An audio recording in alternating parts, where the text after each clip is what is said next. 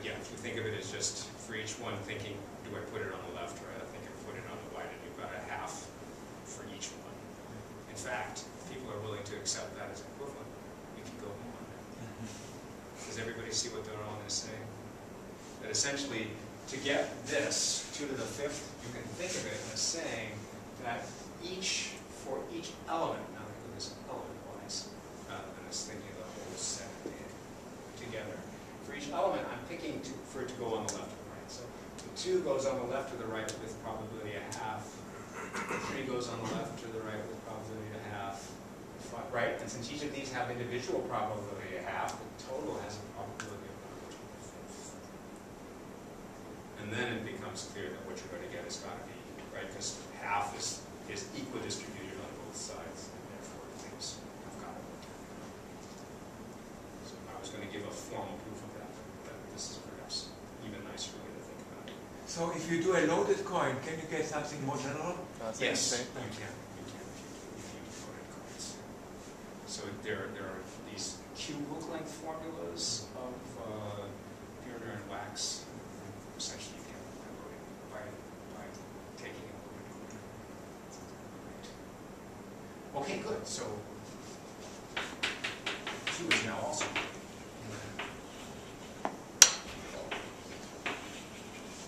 Thanks to Jerome.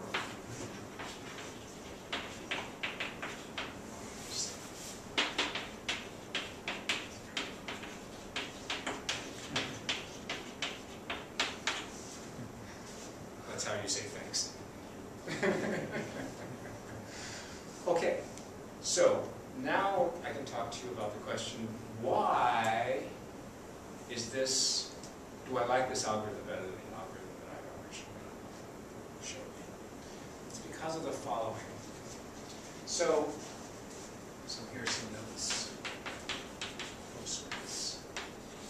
First of all, this formula wasn't the only formula that Hahn had in his paper. He had a second formula. I would like to introduce this to you now. And we just need one small bit of notation, definition. So the completion, call it T hat of a tree T, is gotten, so if T is, say, has n vertices, is got, and if T has n vertices, this is going to have 2n plus 1 vertices. I'm going to kill myself. Okay. Is gotten by adding all possible leaves. So, for example, suppose I start with this tree.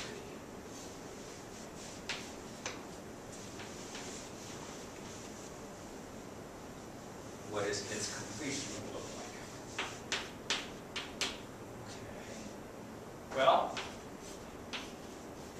this vertex already has both of its children, so I can't add any leaves here. Here, however, I don't have any children, so I can add both possible leaves. Here, I have one child but not the other, so I can add that. And here again, I don't have any children, so I can add both. So from T, I construct this new tree, which is what some people define as binary trees, where every vertex has either 2 or 0 children. A complete binary tree. But not just that, any vertex of the old tree is not a leaf of the new tree. Exactly, exactly. So let me do these in color, right? You see every leaf here, as well as some other vertices, get stuff attached to them in such a way that you force every vertex that was in the original tree to now have 2 children, and all of the leaves of the new things. Okay, completion looks like. Okay, so actually I didn't need that to really state this next theorem, but it'll be useful when I tell you what the proof looks So, again from Han's 2008 paper.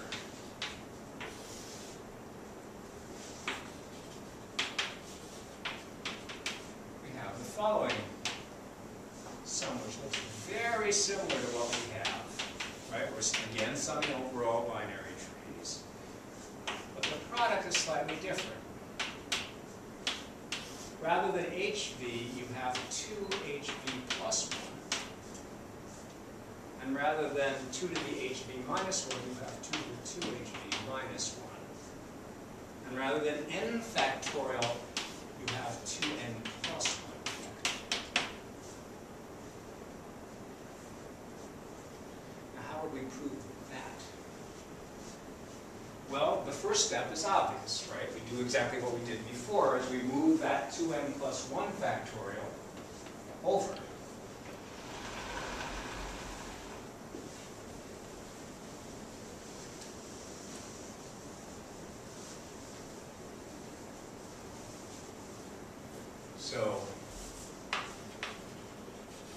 So you want to now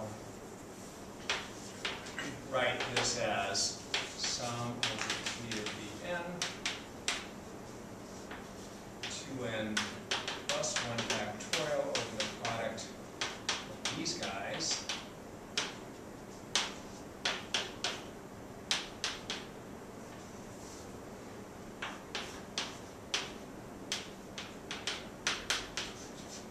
And then the question becomes, does this count anything?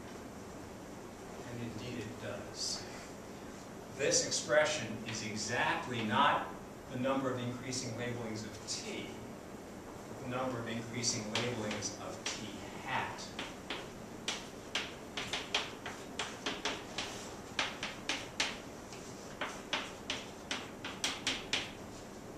And that's easy to prove from the original hook length formula that we started out with. If you just write down what the hook lengths, in fact, a second, we can do it. What are the original hook lengths here? 4, 2, 1, and 1. Now the hook lengths are 1, 2, 3, 4, 5, 6, 7, 8, 9, right, which is twice this plus 1. 1, 2, 3, 4, 5, which is twice this plus 1. 3, which is twice this plus 1. These guys are all twice 0 plus 1. And so, right, it's just, and of course, we can forget about the new leaves because they all have hook length 1. So they're not going to contribute anything to the product. Okay, so what we're trying to now prove, so we want